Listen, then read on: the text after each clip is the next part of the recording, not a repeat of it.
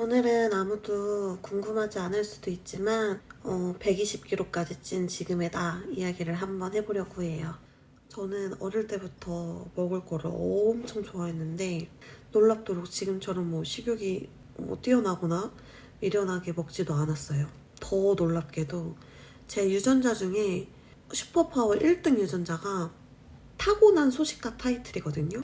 포만감을 조절하는 호르몬인데 저는 렙틴이라는 호르몬이 한국인 100명 중 5등일 만큼 그 렙틴 조절 유전자가 좋아요. 근데 이제 대학을 졸업하고 22살 아주 어린 나이에 장애인기관의 사회복지사로 취업을 합니다. 지금의 나라면 좀 유연하게 대처할 수 있었던 상황들도 그때 당시에는 엄청 힘들어해요. 매일 상처받고 울고 또 그 스트레스를 먹을 걸로 풀어요. 돈을 벌잖아. 내가 먹고 싶은 음식을 그냥 내 마음대로 막 사 먹을 수가 있는 거예요. 정말 말도 안 되는 양을 한 번에 사다가 한 번에 막 먹어요. 아직도 기억나는 날이 금요일이었는데 퇴근하는 길에 엉엉 울면서 시장을 가. 시장에 가서 떡볶이 1인분, 순대 1인분, 튀김 1인분, 곱창볶음, 계란빵, 감시빵 이렇게 한 번에 사와가지고 그거를 정말 한 번에 다 먹어요. 그리고 또 힘들어하고 괴로워해요. 폭식증 치료를 하러 병원에 다녔었는데 아주 잠깐 나아지는 듯 했으나 금방 또 폭식을 했고요. 세상에 안 힘들고 안 아픈 사람 없잖아요. 그냥 보통의 사람들이 겪을 만한 인간관계, 가정사, 직장 내 스트레스 여러 가지 문제로 우울증이랑 공황장애가 생깁니다. 그 우울증이랑 공황장애는 계속해서 폭식으로 이어져요. 그렇게 120kg가 됩니다. 지금의 이 120kg 말고 이미 예전에 한 번 더. 그치만 제가 마음을 먹고 뺍니다. 맨 처음에는 운동할 마음이 도저히 안 먹어지는 거예요. 그래서 내가 돈을 쓰면 아까워서라도 하지 않을까? 라는 생각으로 PT를 끊어요. 그리고 1년 동안 50kg를 감량을 하고 생각해보면 50kg 감량까지는 진짜 재미있게 뺀 것 같아요. 처음에 마음 먹기가 너무 힘들었지 내 다이어트랑 내 인생을 응원해주는 트레이너 선생님을 만났었고 헬스장에서 친해진 사람들이랑 같이 운동하는 게 너무 재밌었고 가장 큰 이유는 또 이제 내 몸이 변하는 게 보이고 또 스스로 만족스러우니까 저는 이때부터 운동을 좋아하게 됐던 거예요. 하루하루 영양가 있게 음식을 잘 챙겨 먹고 퇴근하면 눈이 오나 비가 오나 그냥 스트레스를 풀러 오히려 운동을 가서 최소 2시간 운동을 했어요. 근데 문제가 50kg가 빠지고 나니까 거기서 더 이상 빼기가 너무 힘든 거예요. 그때부터 이제 잘못된 다이어트를 하게 됩니다. 강남에 그 지방을 녹이고 셀룰라이트를 없애주는 주사로 정말 유명한 병원이 있어요. 연예인들도 다닌다고 할 만큼 진짜 유명한 곳인데 그때 당시 저렴한 가격도 아니었는데 총 1,000만 원을 들여서 주사를 맞아요. 주사를 맞으면 병원에서 이제 식단을 짜주는데 식단이 아침에 계란 하나, 점심에 일반식 반식, 저녁에 계란 하나예요. 물론 주사 효과도 있었다고 생각하지만 사실 이렇게 먹으면 주사 안 맞아도 빠지거든요. 어떻게 보면 저는 이때부터 굶기 시작했던 거예요. 굶고 주사를 맞으니까 진짜 정체기였던 체중이 내려가기 시작하고 너무 좋은 거예요. 생각을 해봐. 막 120kg여서 버스 탈 때 막 좌석 좁아가지고 불편하고 전철에서 내가 앉으면 옆 사람한테 피해일까봐 서서 가고 가뜩이나 노는 거 좋아하는데 패러글라이딩, 짚라인 이런 거 할 때마다 몸무게 때문에 못할까봐 조마조마하고 실제로 못한 적도 있고 그러던 사람이 주변에서 막 너무 예쁘다 막 마르지도 않았는데 너 너무 말랐다 이제 살 그만 빼 이러니까 얼마나 좋았겠어요. 저는 여기에서 만족을 하고 조금 더 건강하게 유지를 했어야 했는데 더 많은 욕심이 생겨요. 이번에는 음식에 대한 강박이 생기면서 먹토를 하게 돼요. 하루에도 몸무게를 정말 과장 없이 집에만 있는 날은 한 50번을 쟀을 거예요.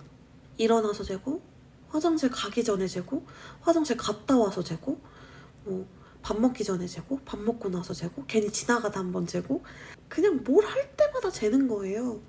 그때 숫자에 얼마나 집착을 했었냐면 사람이 물을 마시면 일시적으로 숫자가 좀 늘어날 수 있잖아요. 근데 그 숫자 올라가는 게 싫어가지고 물도 안 마시려고 그랬어요. 근데 이렇게 굶을수록 음식에 대한 갈망이 생기는 거예요.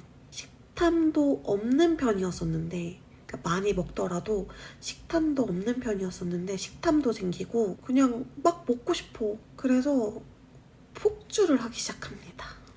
근데 그 폭주를 처음부터 먹고 나서 토를 하면 괜찮지 않을까? 라는 생각으로 시작을 해요. 첫 폭식증 때처럼은 아니더라도 많은 음식을 또 준비해서 한 번에 다 먹고 그게 조금이라도 소화가 될까봐 막 중간중간 먹다가 토한 적도 있고, 그러니까 다 먹고 나서 화장실에 뛰어가서 억지로 토를 해요. 억지로 토를 하니까 얼굴이 막 빨갛게 피어오르고 눈물이 나고 그러는 거울에 비친 제 모습을 보면서 내가 너무 안타까워서 또 눈물이 나. 그럼에도 토를 해야만 한다는 제 마음이 저를 1년 동안 모토를 하게 합니다. 그러다가 이제 어느 날 제가 피곤하면 여기 턱 밑에가 이렇게 자꾸 볼록 튀어나오는 거예요. 그래서 임파선염인가 싶어서 병원을 가게 되는데 초음파를 해주시던 이렇게 선생님이 여기 밑에 더 밑에 혹이 하나 있는데 모양이 너무 안 예쁘다. 혹시 조직 검사를 해보지 않겠느냐 하는 거예요. 그렇게 조직 검사를 하고 갑상선암 진단을 받습니다. 그때 당시에 갑상선암 말고도 부정출혈이 너무 잦아서 병원을 갔다가 난소에 물혹이 있다고 해가지고 난소 난종 수술도 받게 되고요. 너무 슬펐어요. 암 중에서도 착한 암이라고 불리지만 뭔가 이렇게 현타가 세게 온 것 같아요. 내가 이렇게 운동을 하고 몸무게를 신경 쓰고 외적인 걸 가꾸고 그래도 결국 이렇게는 건강하지가 않구나. 근데 뭐하러 내가 이러고 있지? 이렇게 노력을 하고 있지? 라는 생각에 너무 우울했어요. 물론 그때 건강한 다이어트를 하고 있던 건 아니지만 그 당시에 나는 날 위해 정말 노력한다고 생각했거든요. 여하튼 그런 현타와 함께 큰 절망감으로 모든 걸 내려놓습니다. 물론 먹토는 중간중간에 뭔가 습관처럼 하게 되는 경우도 있었고 막 워낙에 자주 하다 보니까 그냥 혼자서 막 넘어올 때도 있었지만 다이어트에 관련된 거를 딱 끊어버리니까 강박이라는 게 없어지더라고요. 근데 강박은 없어졌지만 이미 예전에 나는 없는 거예요. 식탐이 생기니까 배가 불러도 결국은 또 계속 먹게 되고 양은 순식간에 늘어나고 그렇게 또 저는 2년간 방황하다가 지금의 120kg를 한 번 더 찍습니다. 지금 다이어트를 마음먹게 된 계기는 첫 번째 영상에서 말했듯이 결혼도 물론 있지만 제 마음이 그냥 이젠 괜찮아졌어요. 그래서 스스로 하고 싶어졌어요. 방황하는 2년 동안 제가 너무 생각 없이 먹을 수 있었던 이유는 괜찮아, 내 마음의 병이 다 나아지면 나는 그때 또 다시 열심히 달릴 거야, 이거였거든요. 그러다 보니까 너무 마음 편하게 즐기면서 행복한 뚱뚱이로 지냈었고 또 즐겼고 이젠 내 마음이 괜찮아졌으니까 행복하게 뺄 수 있을 것 같아요. 이 모든 것들이 누군가한테는 이유가 아니라 핑계로 들릴 수도 있어요. 사실 내가 아는 이상 나를 다 헤아려주지 못하고 또 살이 찐 이유가 뭔지, 왜 이러고 사는지 그 정도까지는 관심이 없으니까. 그렇지만 저는 마음의 병이 몸에까지 나타난 거라고 생각하고 또 나와 같은 사람들이 있다고 생각해요. 그래서 이렇게 나를 보여주고 이야기하고 소통하고 싶었어요. 다이어트라는 게 혼자서 마음먹고 혼자서 이겨내고 긴 시간 내 몸과 싸우는 게 너무 힘든 일이잖아요. 많은 사람이 아니더라도 아주 소중한 한 명이라도 내 이야기가 공감이 되고 힘이 되고 아주 작은 움직임이라도 만든다면 그것만으로 너무 감동일 것 같아서 여하튼 그렇게 다이어트 마음을 먹고 이렇게 영상으로 기록을 하고 있답니다.